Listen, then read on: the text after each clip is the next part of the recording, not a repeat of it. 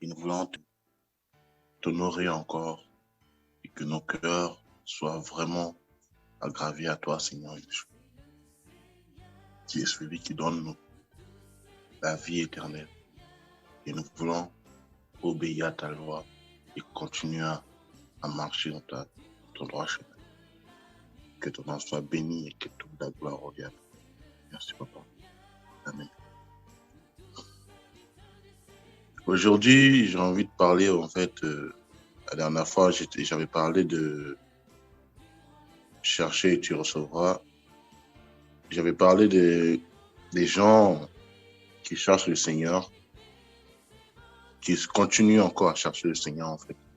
Mais aujourd'hui, je vais parler de 3 choses que, une fois que tu seras dans le Seigneur, de chercher ces 3 choses, en fait. Mon thème d'aujourd'hui, c'est demander et tu recevras. Je dirais pas plutôt demander, mais plutôt ton démarche en fait à faire spirituellement. 3 choses. On va lire Matthieu 7, verset 7, ce passage que j'avais lu la dernière fois aussi. Demandez et il vous sera donné. Cherchez et vous trouverez. Frappez et l'on vous ouvrira. Et on va lire le Matthieu 6, verset 33. Cherchez premièrement le royaume et la justice de Dieu et toutes ces choses vous sera données par-dessus. Première chose quand tu seras dans le Seigneur, c'est chercher le royaume d'Élohim. Chercher à lui connaître plus.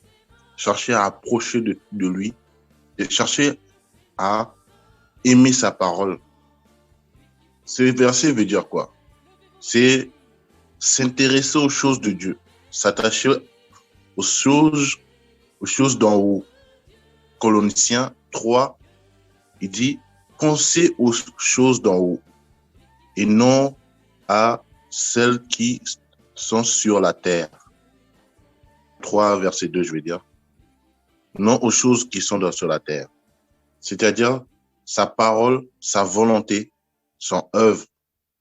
Il faut chercher le royaume et toutes ces choses vous sera données. Le Seigneur veut vraiment qu'on cherche son royaume. Et tant que tu peux marcher comme tu le veux dans le Seigneur, mais si tu ne cherches pas les choses du Seigneur, vraiment son royaume, tu ne peux pas recevoir tout ce que tu veux, en fait, tous les armures que tu dois avoir, en fait, pour pouvoir avancer. Aujourd'hui, je vais expliquer les 3 choses que le Seigneur veut vraiment qu'on cherche son royaume. Si tu cherches d'abord le royaume de Dieu, tu auras par la suite tout ce dont tu as besoin. La deuxième chose que je voulais parler aussi, c'est l'intimité avec Dieu. L'intimité.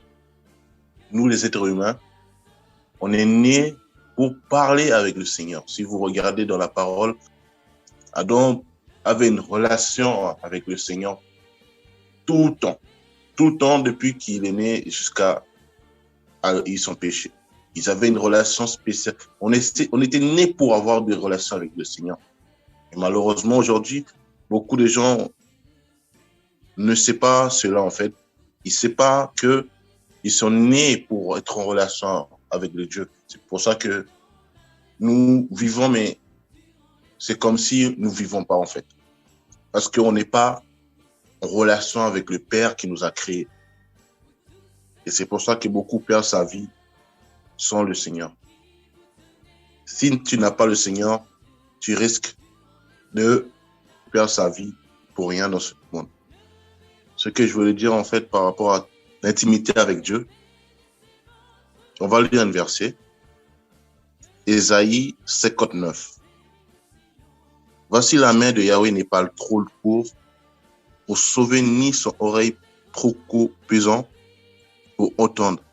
Mais ce sont vos iniquités qui mettent une séparation entre vous et votre Elohim. Vos péchés lui ont caché la face pour ne plus vous entendre. Donc, Le Seigneur désire vraiment nous parler, en fait. Il veut vraiment nous parler.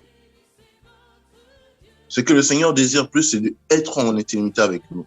Mais c'est à cause de notre péché, en fait, qu'on ne peut pas parler avec le Seigneur, qu'on ne peut pas être en relation avec le Seigneur. Car ce péché, le péché, c'est quelque chose qui sépare, en fait, toi et notre Dieu, en fait, qui nous sépare entre Dieu. Quand Jésus, il était sur la croix, quand il a crié à Dieu, il a dit, Père, pourquoi tu m'as laissé? Pourquoi tu m'as laissé? En fait, parce que ce péché était présent. C'est pas que Jésus il avait présent péché, mais il avait pris tous ses péchés sur lui et Dieu l'a séparé. Dieu est parti pendant ce moment-là. Ce que je veux dire, c'est que le péché, c'est quelque chose que le Seigneur n'aime pas. Et que tu dois commencer à être en intimité avec Dieu pour te séparer de ses péchés. Pour accéder à l'intimité avec Dieu, réclamez-le dans la prière. Faites sincèrement savoir Dieu que vous voulez devenir intime avec lui. Vous voulez vraiment être en intime avec lui. Demande à Dieu à accorder la révélation, la foi. Il faut demander à Dieu tout ça. Suppliez-le et vous remplir de sa foi. Présentez sa vie divine en vous. Priez pour avoir l'assurance comme 1 Corinthiens 3, 16. Ne savez-vous pas que vous êtes le temple du Saint-Esprit et que Dieu habite en vous?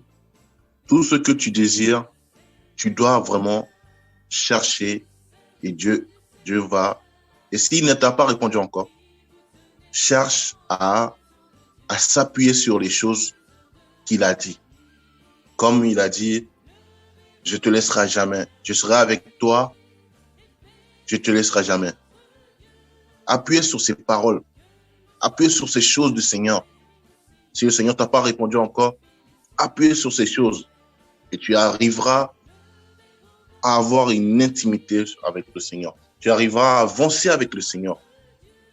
Appuyez sur la parole du Seigneur. Appuyez sur les choses que tu vois, ça va te donner une force devant toi. Des solutions, des choses qui vont te donner des solutions à avancer. Appuyez sur sa parole. Si tu vois que le Seigneur t'a pas répondu, c'est parce que le temps n'est pas encore arrivé. Mais le Seigneur ne tarde jamais à te répondre. Il va te répondre. Cherche-lui avec tout ton cœur, à avoir l'intimité avec lui, et tu verras que il te répondra. En fait, premier truc que j'ai dit, c'est chercher le royaume. Deuxième, c'est chercher à être en intimité avec Dieu. Le troisième, c'est que, ce que je voulais dire, c'est tout ce que tu désires de ta vie. Dans ta marche chrétienne, pour t'accompagner au long de ta vie. Si je reviens sur Adam, on va lire Genèse 2, verset 18. Et Yahweh Elohim dit, il n'est pas bon que l'être humain, soit seul. Je lui ferai une aide qui soit sans vis-à-vis. Yahweh Elohim forma du sol tous les animaux des champs et tous les oiseaux du ciel, puis il les fit venir vers l'être humain, pour voir comment il les appelait, afin que toute âme vivante porte le nom dont l'être humain appela de leur nom tout le bétail et les oiseaux du ciel et tous les animaux des champs. Mais pour l'être humain, il ne trouve pas d'aide qui fût sans le vis-à-vis. Yahweh Elohim fit tomber un profond sommeil sur l'être humain qui s'endormit. Il prit l'un de ses côtés et referma la chair à la place de ce côté. Ce que je veux dire aussi, c'est que après avoir cherché cherché à naître d'en haut, chercher l'intimité avec Dieu, Dieu doit te opérer spirituellement. C'est comme on te met quelque chose pour t'endormir. Et tu te réveilles, tu vois que on t'a fait une cicatrice qui va te faire améliorer ta vie. Améliorer ta vie, cette cicatrice va rester toute ta vie. Même si le bobo va guérir, mais ces choses, c'est pour te faire du bien, pour que tu sois mieux. On t'a opéré, mais c'est pour que tu sois mieux. C'est comme ça, Dieu doit te opérer spirituellement. Dieu il doit te endormir, il doit te donner son vaccin pour te faire réveiller, pour être quelqu'un de nouveau dans ce monde. Et c'est pas seulement ça. Dieu doit te donner, en fait, tu dois demander à Dieu quelque chose pour t'accompagner, quelque chose pour te faire avancer dans ta vie. Ça peut être une femme, ça peut être l'intelligence, ça peut être tout ce que tu penses, en fait, que Dieu va voir que tu as besoin d'avancer. Ça peut être l'argent financièrement, puis l'argent, ça peut être des amis, ça peut être quelqu'un qui doit être à côté de toi, ou un pasteur, ça peut être Dieu doit mettre quelque chose à côté de toi. Et c'est ce que Dieu nous prend comme exemple aussi, comment il a fait avec Adam. Parce qu'il dit, qu'est-ce qu'il dit dans la parole? Il dit, malgré tout ce que Adam a fait, malgré tout ce que le nom qu'il a donné, malgré tout ce travail, parce que lui, il travaillait. Tu peux pas travailler sans accompagner. Dieu doit te donner quelque chose pour t'accompagner. Ça, c'est des armures. C'est des armures spirituellement, on va dire ça. Des armures spirituellement qui va te ramener dans le marche le long de toute ta vie.